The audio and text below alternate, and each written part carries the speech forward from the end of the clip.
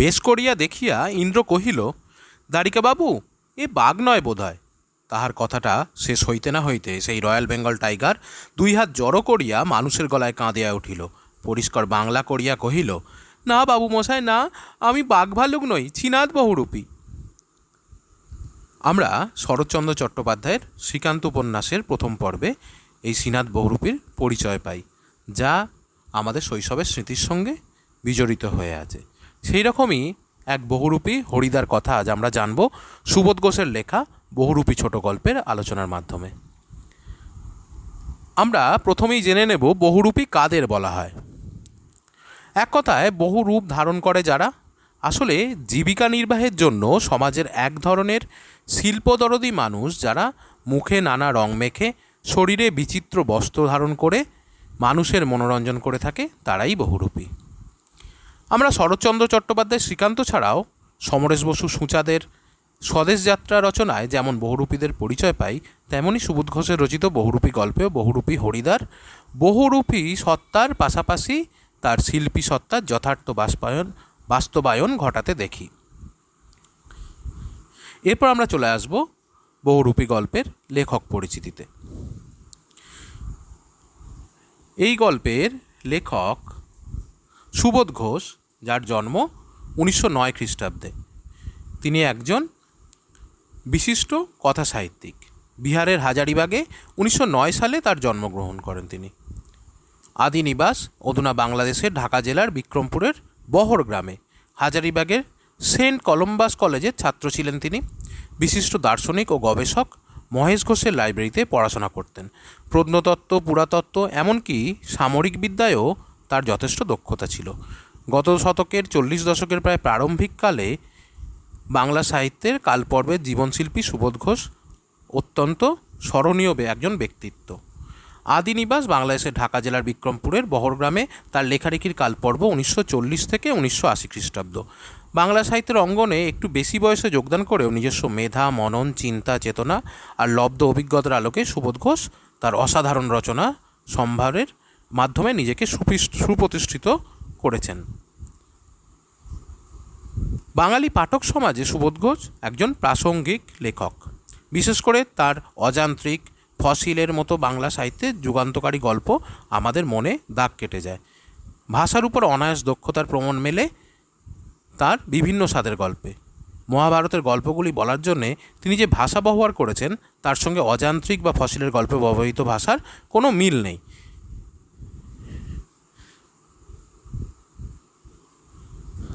Matriculation পরীক্ষায় পাশ করে Hazaribagh Saint Columbus কলেজে ভর্তি হয়ে অভাব অনটনের জন্য পড়াশোনা ছেড়ে দিয়ে জীবন জীবিকার তাগিদে কর্মক্ষেত্রে ঝাঁপিয়ে পড়তে বাধ্য হতে হয় তাকে। বিচিত্র জীবিকার সঙ্গে যুক্ত ছিল তার জীবন। হেন কাজ নেই তাকে করতে হয়নি সংসারের ঘানি টানার প্রয়োজনে। পড়াশোনা ছেড়ে কলেরা মহামারী আকার নিলে বস্তিতে টিকা দেবার কাজ নেন। কর্মজীবন শুরু করেন বিহারের আদিবাসী অঞ্চলে বাসের কন্ডাক্টর হিসেবে। এরপর সার্কাসের ক্লাউন, বোম্বাই পৌরসভার 4র্থ শ্রেণীর কর্মী, চায়ের ব্যবসা, বেকারির ব্যবসা, মালগুদামের স্টোর কিপার ইত্যাদি কাজে তিনি তার প্রথম জীবনের যতটা অংশ ব্যয় করেন। বহু পথ ঘুরে 30 দশকের শেষে আনন্দবাজার পত্রিকার রবিবাসরীয় বিভাগের সহকারী হিসাবে তিনি কাজে যোগ দেন। 1946-এর 16ই আগস্ট উত্তর দাঙ্গা বিধ্বস্ত নোয়াখালী থেকে তিনি গান্ধীজির সহচর থেকে অভিজ্ঞতা সঞ্চয় করেছিলেন। দাঙ্গা এবং দাঙ্গা পরবর্তী সময়ে সাম্প্রদায়িকতার হিংস্রতাকে তিনি চোখের সামনে দেখেছিলেন। অনামী সংঘ নামে তরুণ সাহিত্যিকদের বৈঠকে বন্ধুদের অনুরোধে সুবোধ ঘোষ পরপর 2টি গল্প অযান্ত্রিক এবং ফসিল লেখেন, যা বাংলা সাহিত্যের অসাধারণ আলোড়ন সৃষ্টি করতে সক্ষম হয়। তার আরেকটি বিখ্যাত গল্প থির বিজুরি। শুধুমাত্র গল্পকার হিসাবেই সুবোধ ঘোষ আমাদের কাছে পরিচিত নন, উপন্যাস রচয়িতা হিসাবেও তিনি যথেষ্ট পরিচিত। তার বিখ্যাত উপন্যাস তিলাঞ্জলি 1944 খ্রিস্টাব্দে প্রকাশিত হয় এবং তিনি তার প্রতিভা স্বাক্ষর সেই উপন্যাসে তিনি রেখেছিলেন। এই উপন্যাসে তিনি রাজনৈতিক মতাদর্শকে উপস্থাপনে প্রয়াসী হয়েছিলেন। কংগ্রেস সাহিত্য সংঘের মতাদর্শে প্রতিফলিত হয়ে এই উপন্যাসে মন্বন্তরের পটভূমিকায় রচিত এই উপন্যাসে তৎকালীন কংগ্রেসের প্রতিপক্ষ জাগৃতি সংঘর জাতীয়তা বিরোধী চরিত্রের মতবিরোধের রূপরেখা অঙ্কনে সচেষ্ট হয়েছেন তিনি। এই উপন্যাসে 10ই মার্চ 1980 সালে তিনি আমাদের ছেড়ে পরলোক গমন করেন। সুবোধ ঘোষের গল্প সমগ্র গ্রন্থের তৃতীয় খণ্ড থেকে আমাদের পাঠ্য বহুরূপী গল্পটি গৃহীত হয়েছে। 1994 খ্রিস্টাব্দে জুন মাসে আনন্দ পাবলিশার্স থেকে গল্পটি প্রকাশিত হয়েছিল। এরপর আমরা গল্পের মূল আলোচনায় প্রবেশ করব। বহুরূপী সুবোধ ঘোষ। হরিদার কাছে আমরা এই গল্প করে বললাম, শুনেছেন হরিদা, কি কাণ্ড হয়েছে? উনানের মুখে ফুঁ দিয়ে আর অনেক ধোঁয়া উড়িয়ে নিয়ে হরিদা এইবার আমাদের কথা জবাব দিলেন, না কিছুই শোনেনি। জগদীশবাবু যে কি কাণ্ড করেছেন শোনেননি হরিদা? তাহলে একটা বাড়িতে আড্ডা হচ্ছে, সেখানে উনানের মুখে ফুঁ দিয়ে কোনো একটা রান্নার প্রস্তুতি করছেন হরিদা, এবং সেখানে একজন মানুষের প্রসঙ্গ উত্থাপন হয়েছে। জগদীশবাবু সেখানে যে কি কাণ্ড হয়েছে সেই কাণ্ডই এখানে আমাদের সামনে উত্থাপিত হবে। এবার সেখানে জগদীশবাবু একজন অর্থ সম্পদে প্রতিপত্তিশীল ব্যক্তি, তার ঘটনার কথা এখানে উত্থাপিত হয়েছে। তার বিপরীতে হরিদার অবস্থান। হরিদা বলছেন, না রে ভাই, বড় মানুষের কাণ্ডের খবর আমি কেমন করে শুনবো, আমাকে বলবেই বাকে। 7 দিন হলো এক সন্ন্যাসী এসে জগদীশবাবুর বাড়িতে ছিলেন। খুব উঁচু দরের সন্ন্যাসী, হিমালয়ের গুহাতে থাকেন, সারা বছরে শুধু একটি হরিতকি খান, এছাড়া আর কিছুই খান না। সন্ন্যাসীর বয়সও 1000 বছরের বেশি বলে অনেকেই মনে করেন। হরিদা বলছেন, সন্ন্যাসী কি এখনও আছেন? না, চলে গিয়েছেন, আক্ষেপ করেন হরিদা। থাকলে একবার গিয়ে পায়ের ধুলো নিতাম। তাহলে এখানে একজন সন্ন্যাসীর প্রসঙ্গ উত্থাপিত হচ্ছেন। তিনি কোথায় থাকেন? হিমালয়ের গুহাতে। তিনি সারা বছরে একটিমাত্র হরিতকি খান। হরিতকি এক ধরনের ফল বিশেষ, এবং তার বয়স অনুমান করে অনেকেই বলছে প্রায় 1000 বছরের বেশি বলেই অনেকের মনে হয়েছে। হরিদা আক্ষেপ করেন তার পায়ের ধুলো নিতে পারেনি বলে। এবার দেখা যাক কেমন সন্ন্যাসী। হরিদা আক্ষেপ করেছেন এর মধ্যে তার পায়ের ধুলো নিতে পারেননি বলে। তা পেতেন না হরিদা, সে ভয়ানক দুর্লভ জিনিস। তাহলে ভয়ানক দুর্লভ জিনিস কি? সেই সন্ন্যাসীর পায়ের ধুলো। শুধু ওই একা জগদীশবাবু ছাড়া আর কাউকে পায়ের ধুলো নিতে দেননি সন্ন্যাসী। হরিদা বলছেন, কেন? জগদীশবাবু একজোড়া কাঠের খড়মে সোনার বোল লাগিয়ে সন্ন্যাসীর পায়ের কাছে ধরলেন। তখন বাধ্য হয়ে সন্ন্যাসী পা এগিয়ে দিলেন, নতুন খড়ম পড়লেন, আর সেই ফাঁকে জগদীশবাবু পায়ের ধুলো নিয়েছিলেন। হরিদা বললেন, বাহ, এ তো বেশ মজার ব্যাপার। তাহলে দেখো মজার ব্যাপারটা কি?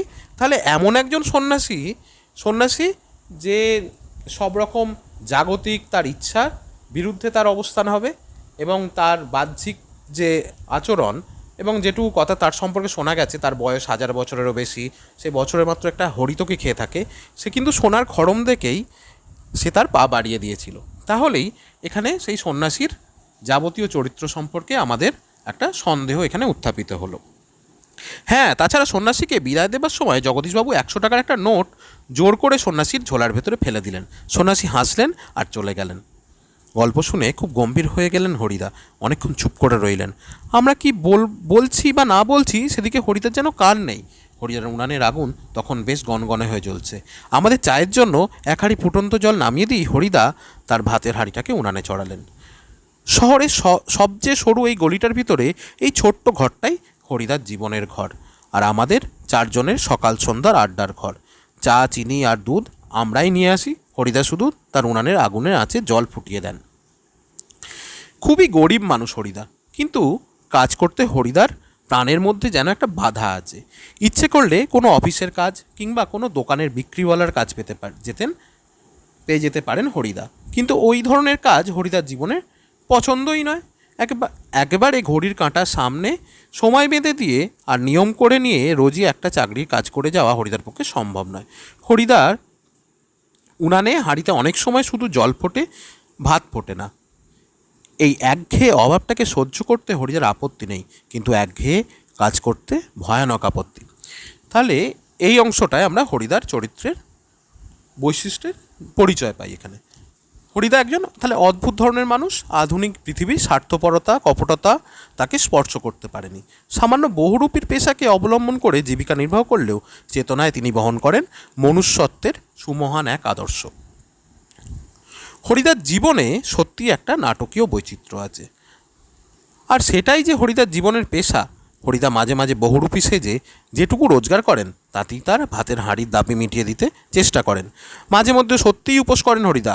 তারপর একদিন হঠাৎ আবার এক সকালে কিংবা সন্ধ্যায় বিচিত্র ছদ্মবেশে অপরূপ হয়ে পথে বের হয়ে পড়েন। কেউ চিনতে পারে না, যারা চিনতে পারে 1 আনা 2 আনা বকশিস দেয়। যারা চিনতে পারে না তারা হয় কিছুই দেয় না, কিংবা বিরক্ত হয়ে দুটো একটা পয়সা দিয়ে দেয়। তাহলে এই অংশ আমরা দেখতে পাচ্ছি হরিদা সে বাঁধা গতে জীবনকে বাঁধতে চায় না, সে জীবনটাকে নিয়ে তার বহুরূপী শিল্পী সত্তার বিকাশ ঘটাতে চায়, এবং তার যে এই যে শিল্পী সত্তার দাবি মেটাতে গিয়ে তার কখনো তার কি উপোস করেও তাকে দিন কাটাতে হয়। তাহলে সেরকমই এক মানুষ হরিদা, যে অর্থ নয়, তার শিল্প চেতনাই তার কাছে সবচেয়ে গুরুত্বপূর্ণ বিষয় হয়ে উঠেছে। একদিন চকের বাস স্ট্যান্ডের কাছে ঠিক দুপুরবেলাতে একটা আতঙ্কের হল্লা বেজে উঠেছিল। একটা উন্মাদ পাগল, তার মুখ থেকে লালা ঝরে পড়ছে, চোখ দুটো কটকটে লাল, তার কোমরে একটা ছেঁড়া কম্বল জড়ানো, গলায় টিনের কৌটোর একটা মালা।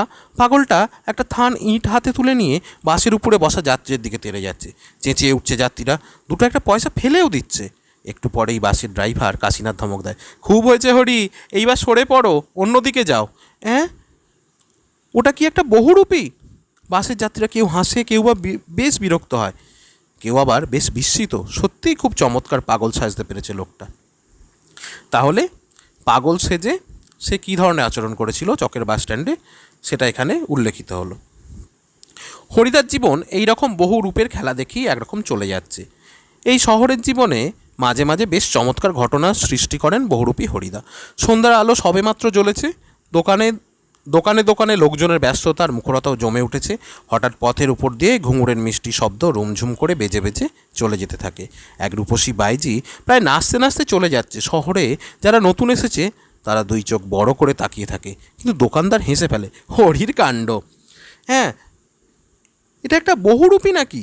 কারো কারো মুগ্ধ চোখের মোহভঙ্গ হয়, আর যেন বেশ একটু হতাশ স্বরে প্রশ্ন করে ওঠে। বাইজি ছদ্মবেশে সেদিন হরিদার রোজগার মন্দ হয়নি, মোট 8 টাকা 10 আনা পেয়েছিলেন। তাহলে এই অংশটা খুব মনে রাখবে, বাইজি ছদ্মবেশে হরিদা উপার্জন করেছিলেন মোট 8 টাকা 10 আনা। আমরাও দেখেছিলাম একটা দোকানের সামনে গিয়ে দাঁড়াচ্ছে সেই রূপশ্রী বাইজি, মুচকি হেসে আর চোখ টিপে একটা ফুল সাজিয়ে এগিয়ে দিচ্ছে। দোকানদারও হেসে ফেলে আর একটা সিকি তুলে নিয়ে বাইজির হাতের ফুলসাজির উপর ফেলে দেয়। কোনোদিন বাউল, কোনোদিন কাপালিক, কখনো বোঁচে কাঁধে বুড়ো কাবুলিওয়ালা, কখনো হ্যাট কোট পেন্টুলুন পরা ফিরিঙ্গি কেরামিন সাহেব। একবার পুলিশ সেজে দয়ালবাবু লিচু বাগানের ভিতরে দাঁড়িয়েছিলেন হরিদা। স্কুলের 4টে ছেলেকে ধরেছিলেন, ভয়ে কেঁদে ফেলেছিল ছেলেগুলো। আর স্কুলের মাস্টার এসে সেই নকল পুলিশের কাছে ক্ষমা চেয়েছিলেন, এবারের মতো মাফ করে দিন ওদের। কিন্তু 8 আনা ঘুষ নিয়ে তারপর মাস্টারের অনুরোধ রক্ষা করেছিলেন সেই নকল পুলিশ হরিদা। পরদিন অবশ্য স্কুলের মাস্টারমশাই জানতে বাকি থাকেনি কাকে তিনি 8 আনা ঘুষ দিয়েছেন।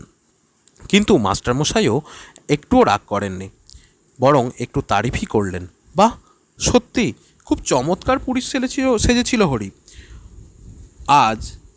এখন কিন্তু আমরা ঠিক বুঝতে পারছি না হরিদা এত গম্ভীর হয়ে কী ভাবছেন। সন্ন্যাসীর গল্পটা শুনে কি হরিদার মাথার মধ্যে নতুন কোনো মতলব ছটফট করে উঠেছে? তাহলে এই অংশে আমরা দেখলাম হরিদা বিভিন্ন রূপে বহুরূপী সেজেছেন। কখনো পাগল সেজেছেন, কখনো বাইজি সেজেছেন, নকল পুলিশ সেজে তার যা যা কার্যকলাপ তা এখানে বর্ণিত হয়েছে। এবার সেই সন্ন্যাসীর কথা তিনি শুনেছেন জগদীশবাবুর বাড়িতে, সেই নিয়েই সকলের মনে হয়েছে হরিদার মাথার মধ্যে নিশ্চয়ই কোনো নতুন মতলব ছটফট করে উঠেছে। ঠিকই, আমাদের সন্দেহ মিথ্যে নয়। হরিদা বলেন, আজ তোমাদের একটা জবর খেলা দেখাবো। আমাদের দেখিয়ে আপনার লাভ কি হরিদা? আমাদের কাছ থেকে একটা সিগারেটের চেয়ে বেশি কিছু তো পাবেন না। হরিদা বলেন, না, ঠিক তোমাদের দেখাবো না, আমি বলছি তোমরা সেখানে থেকো, তাহলে দেখতে পাবে। কোথায়? হরিদা বলছেন, আজ সন্ধ্যায় জগদীশবাবুর বাড়িতে। হঠাৎ জগদীশবাবুর বাড়িতে খেলা দেখাবার জন্য আপনারা তো উৎসাহ জেগে উঠলো কেন? হরিদা হাসেন, মোটা মতন কিছু আদায় করে নেব, বুঝতেই তো পারছো, পুরো দিনটা রূপ ধরে ঘুরে বেরিয়েও 2-3 টাকার বেশি হয় না। একবার বাইজি সেজে অবশ্যই কিছু বেশি পাওয়া গিয়েছিল, কিন্তু ওতেই বা কী হবে। ঠিকই বলেছেন হরিদা, সপ্তাহে বড় জোর একটা দিন বহুরূপী সেজে পথে বেরোন হরিদা, কিন্তু তাতে 7 দিনের পেট চলবার মতো রোজগার হয় না। হরিদা বলেন, না, এবার আর কাঙালের মতো হাত পেতে বকশিস নেওয়া নয়, এবার মারিত হাতি লুটিত ভাণ্ডার, একেবারেই যা ঝেলে নেব তাতে আমার সারা বছর চলে যাবে। কিন্তু সে কি করে সম্ভব? জগদীশবাবু ধনী মানুষ বটেন, কিন্তু বেশ কৃপণ মানুষ। হরিদাকে একটা যোগী, সন্ন্যাসী কিংবা বৈরাগী সাজতে দেখে কত আর খুশি হবেন জগদীশবাবু? আর খুশি হলেই বা কত আনা বকশিস দেবেন? 5 আনার বেশি তো নয়। হরিদা বলেন, তোমরা যদি দেখতে চাও তবে আজ ঠিক সন্ধ্যাতে জগদীশবাবুর বাড়িতে থেকো। আমরা বললাম, থাকবো, আমাদের স্পোর্টসের চাঁদা নেবার জন্য আজ ঠিক সন্ধ্যাতেই জগদীশবাবুর কাছে যাব। এই অংশটুকুতে আমরা তাহলে দেখতে পাচ্ছি হরিদা পরিকল্পনা করলেন জগদীশবাবুর বাড়িতে তিনি যাবেন, বহুরূপী সেজে যাবেন, এবং তার জন্য কী কী ঘটনা ঘটবে সেটা তিনি তার সঙ্গে যারা আড্ডা দিচ্ছিল তাদের ঘরে তিনি বলে রাখলেন যে সন্ধ্যার সময় সেখানে উপস্থিত থাকার জন্য। বড় চমৎকার আজকে এই সন্ধ্যার চেহারা। আমাদের শহরের গায়ে কতদিন তো চাঁদের আলো পড়েছে, কিন্তু কোনো দিন তো আজকের মতো এমন একটা স্নিগ্ধ ও শান্ত উজ্জ্বলতা কখনও চারিদিকে এমন সুন্দর হয়ে ফুটে ওঠেনি। ফুরফুর করে বাতাস বইছে, জগদীশবাবুর বাড়ির বাগানের সব গাছের পাতাও ঝিরিঝিরি শব্দ করে কী যেন বলতে চাইছে। জগদীশবাবুর বাড়ির বারান্দাতে মস্ত বড় একটা আলো জ্বলছে। সেই আলোর কাছে একটা চেয়ারের উপরে বসে আছেন জগদীশবাবু। সাদা মাথা, সাদা দাড়ি, সৌম্য শান্ত জ্ঞানী মানুষ জগদীশবাবু। আমরা আমাদের স্পটের চাঁদার খাতাটিকে জগদীশবাবুর হাতে তুলে দিয়ে দাঁড়িয়ে আছি। চমকে উঠলেন হরিদা, চমকে উঠলেন জগদীশবাবু। বারান্দার সিঁড়ির দিকে তাকিয়ে জগদীশবাবু দুই বিস্মিত চোখ অপলক হয়ে গেল। আমরাও চমকে উঠেছি বই কি, আশ্চর্য হয়েছি, একটু ভয়ও পেয়েছি, কারণ সত্যিই যে বিশ্বাস করতে পারছি না সিঁড়ির কাছে এসে যে দাঁড়িয়েছে সে কি সত্যিই হরিদা?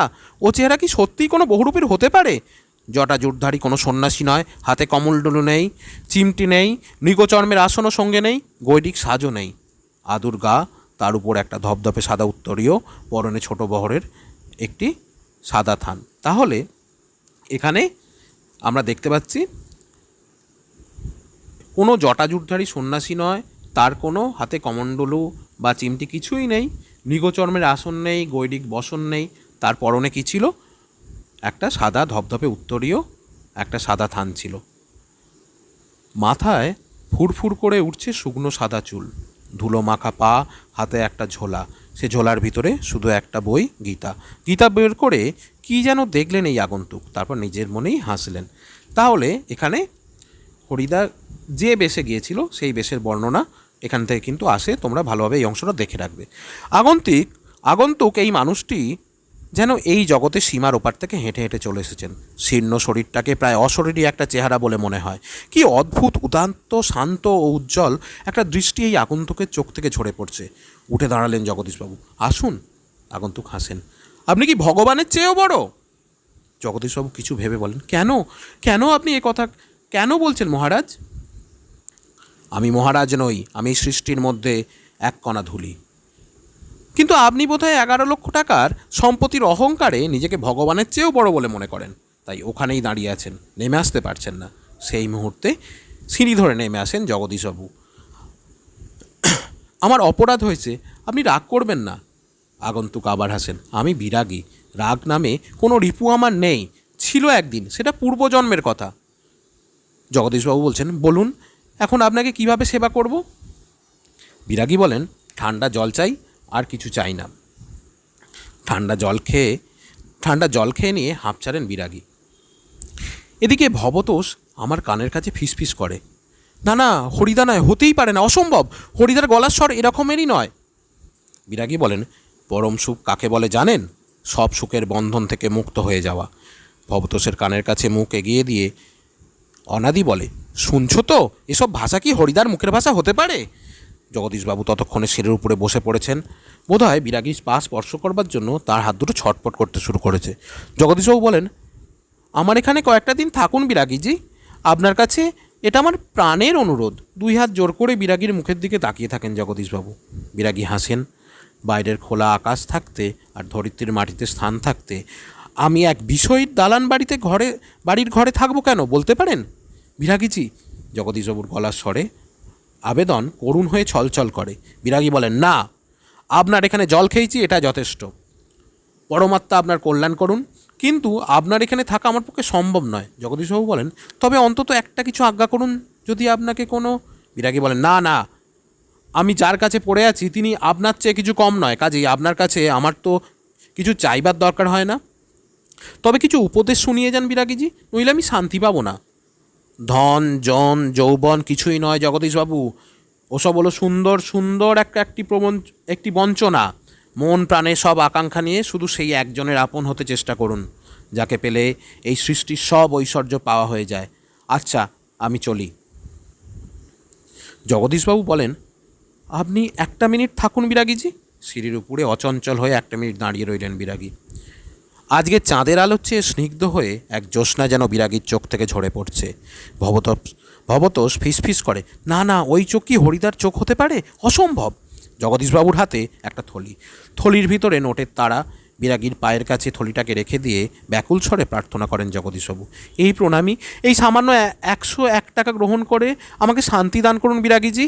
আপনার তীর্থভ্রমণের জন্য এই টাকা আমি দিলাম। বিরাগী হাসেন, আমার বুকের ভিতরই যে সব তীর্থ ভ্রমণ করে দেখবার তো কোনো দরকার হয় না। জগদীশবাবু বলেন, আমার অনুরোধ বিরাগীজি। বিরাগী বলেন, আমি যেমন অনায়াসে ধুলো মারিয়ে চলে যেতে পারি, তেমনই অনায়াসে সোনাও মারিয়ে চলে যেতে পারি। বলতে বলতে সিঁড়ি থেকে নেমে গেলেন বিরাগী। 101 টাকার থলিটা সিঁড়ির উপরেই পড়ে রইল। সেদিকে ভুলেও একবারও তাকালেন না বিরাগী। তাহলে এই হরিদা এইভাবে জগদীশবাবুর বাড়িতে বিরাগী সেজে গিয়েছিলেন এবং সেইটুকু অংশের এখানে বর্ণনা রইল। এর পরবর্তী অংশে আসি। কি করছেন হরিদা? কি হলো? কই, আজ যে বলেছিলেন জবর খেলা দেখাবেন, সে কথা কি ভুলেই গেলেন? আজকে সন্ধ্যাটা ঘরে বসেই কাটিয়ে দিলেন কেন? তাহলে এই অংশে আমরা দেখতে পাচ্ছি যারা ছিল ভবতোষ বা তার সঙ্গে যারা ছিল সেখানে তারা গিয়ে কি হলো, তারা গিয়ে বিরাগীকে দেখল। বিরাগীকে দেখে তাদের মনেই হয়নি হরিদা সেই বিরাগীর বেশে গেছেন। আসলে হরিদা একজন যথার্থই বহুরূপী। নানান সাজে সজ্জিত হয়ে মানুষকে আনন্দ দেওয়াই তার পেশা। এতে হরিদার যে আয় হয় তাতে তার ভাতের হাঁড়িতে সব দিন চাল পড়ে না।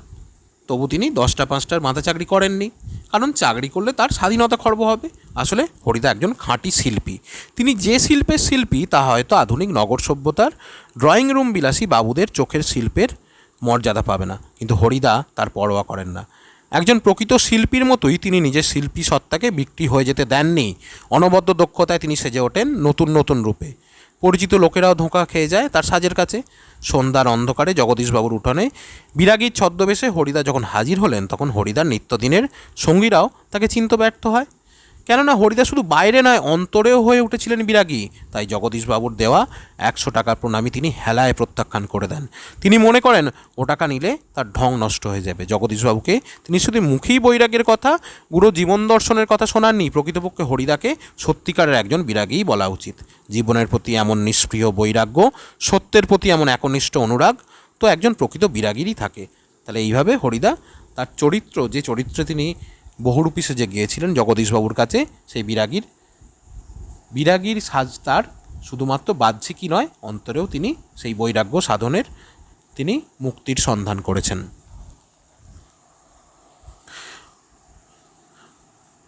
বলতে বলতে আমরা সবাই হরিদার ঘরের ভিতরে গিয়ে ঢুকলাম। হরিদার উনানের আগুন তখন বেশ গনগন হয়ে জ্বলছে। উনানের উপর হাঁড়িতে চাল ফুটছে, আর একটা বিড়ি ধরিয়ে নিয়ে হরিদা চুপ করে বসে আছেন। আমাদের দেখতে পেয়ে লজ্জিতভাবে হাসলেন। কি আশ্চর্য! চমকে ওঠে ভবতোষ। হরিদা, আপনি তাহলে সত্যিই বের হয়েছিলেন? আপনিই বিরাগী? হরিদা হাসেন। হ্যাঁ রে ভাই, ওই তো সেই সাদা উত্তরীয়টা পড়ে আছে মাদুরের উপর, আর সেই ঝোলাটা, আর সেই গীতা। অনাদি বলে, এটা কি কাণ্ড করলেন হরিদা? জগদীশবাবু তো অত টাকা সাধলেন, অথচ আপনি একেবারে খাঁটি সন্ন্যাসীর মতো সব তুচ্ছ করে সরে পড়লেন। হরিদা বললেন, কি করবো বল, ইচ্ছেই হলো না। শত হোক কি? ভবতোষ বলল। হরিদা বলছেন, শত হোক একজন বিরাগী সন্ন্যাসী হয়ে টাকা ফাঁকা কি স্পর্শ করি বল? তাতে যে আমার ঢং নষ্ট হয়ে যায়। তাহলে এখানে তার ঢং নষ্ট হয়ে যাবার কথা উঠছে। ঢং বলতে কি, যে সাজ তিনি সেজেছিলেন সেই সাজের যথার্থতা এখানে নষ্ট হয়ে যায়। তাহলে বহুরূপী হরিদা যেদিন সন্ধ্যায় বিরাগীর সাজে সজ্জিত হয়ে জগদীশবাবুর বাড়িতে গিয়েছিলেন, সেদিন জগদীশবাবু তার কথাবার্তায় মুগ্ধ হয়ে তাকে 101 টাকা প্রণামী দিতে চেয়েছিলেন। দরিদ্র হরিদা সেই টাকা না নিয়ে সত্যিকারের বিরাগীর মতো বাড়ি থেকে বেরিয়ে গিয়েছিলেন। এই ঘটনার মধ্যে এক সুগভীর ব্যঞ্জনা রয়েছে। একদিকে হরিদার জীবন দর্শনের মধ্যে লুকিয়ে থাকা সত্যিকারের বিরাগী মানুষটির পরিচয় পাওয়া গেছে হরিদার এই কথায়। তাছাড়া বোঝা গেছে হরিদা একজন সত্যিকারের শিল্পী। তিনি তার বহুরূপী সজ্জা দিয়ে মানুষকে আনন্দ দিতে চান। মানুষকে ঠকানো তার লক্ষ্য নয়। নিজের ঢং দিয়ে মানুষকে ঠকালে হরিদার পেশার পবিত্রতা নষ্ট হবে। প্রতারণার স্পর্শে তার ঢং কলুষিত হয়ে পড়বে। হরিদা কখনোই তা হতে দিতে পারেন না। বহুরূপী হিসাবে বকশিসের 2-4 পয়সার বেশি তিনি কোনোদিন কারো কাছেই নেননি। সামান্য বহুরূপী হয়ে নিজের পেশার প্রতি হরিদার সততা তার চরিত্রের এক অসামান্য উচ্চতায় আসীন করে হয়েছে। কি অদ্ভুত কথা বললেন হরিদা। হরিদার এ কথার সঙ্গে তর্ক চলে না, আর বুঝতে অসুবিধা নেই হরিদার জীবনের ভাতের হাঁড়ি মাঝে মাঝে শুধু জল ফুটিয়েই ছাড়া হবে। অদৃষ্ট কখনো হরিদার এই ভুল ক্ষমা করবে না। অনাদি বলে, কিন্তু আপনি কি জগদীশবাবুর কাছে গিয়ে আর কখনো চেঁচিয়ে হেসে ওঠেন হরিদা? যাবই তো, না গিয়ে উপায় কি? গিয়ে অন্তত বকশিসটা তো দাবি করতে হবে। বকশিস? চেঁচিয়ে ওঠে ভবতোষ। সেটা তো বড় জোর 8 আনা কিংবা 10 আনা। হরিদা বিড়ি মুখে দিয়ে লজ্জিতভাবে হাসেন। কি আর করা যাবে বল, খাঁটি মানুষ তো নয়, এই বহুরূপীর জীবন, এর বেশি কি আর আশা করতে পারে? তাহলে আমরা এখানে দেখছি হরিদা তার যে শিল্পী সত্তা, তার যে শিল্পী মন, সেটাই এখানে প্রকট হয়ে উঠেছে। তিনি তার শিল্পকে ভালোবাসেন এবং তথাকথিত ভদ্রলোকের সমাজে হরিদার শিল্পের তত কদর হয়তো থাকে না, কিন্তু হরিদা তার বহুরূপী ছদ্মবেশ ধারণ করে যে শিল্পকুশলতার পরিচয় দিয়েছেন, যে শিল্প মননশীলতার পরিচয় দিয়েছেন, সত্যি প্রশংসনীয়। আর এই বাউন্ডুলে ধরনের মানুষটা 10টা 5টা ডিউটি করতে পছন্দ করে না। তিনি দারিদ্রতা সহ্য করবেন, কিন্তু স্বাধীনতা খোয়াবেন না। সে পাড়ায় পাড়ায় বহুরূপী সেজে মানুষকে বোকা বানিয়ে আনন্দ পায় এবং নিজের প্রতিভার পরিচয় দেয়। তাতে যে বকশিসটুকু পান তাতে নিয়েই তিনি খুশিভাবে জীবন অতিবাহিত করতে চান। আর হরিদা তার চরিত্রের সবচেয়ে বৈশিষ্ট্য হচ্ছে কি, তার চরিত্রের সততা। বিশেষত নিজের কাজের প্রতি তিনি চূড়ান্ত সততার নজির রেখেছেন। জগদীশবাবু তার 100 টাকা দিতে চাইলে তিনি একজন সত্যিকারের বিরাগীর মতোই নিতে চায়নি। তাছাড়া হরিদার চরিত্র কী আছে? রসবোধ। সে পুলিশ সেজে কিন্তু তার চরিত্রে স্বার্থ করার জন্য তখন কিন্তু ঘুষ নিয়েছিল, কিন্তু যখন তিনি সত্যিই বিরাগী সাজলেন তখন 101 টাকাকেও হেলায় তিনি ত্যাগ করে চলে এসেছেন। তাহলে এইভাবেই শত দারিদ্রের মধ্যে হরিদা চরিত্রের মধ্যে আমরা সদাপ্রসন্ন একটা মূর্তিকে আমরা দেখতে পাই। ভাতের হাঁড়িতে শুধু জল ফুললেও হরিদার মনের কোনো বিকার নেই। নিজের দারিদ্র্যকে তিনি যেন ওই শিল্পসত্তার কাছে হেলায় হারিয়ে দেন। এইভাবেই হরিদার চরিত্র আমাদের কাছে চিরস্মরণীয় হয়ে থাকে।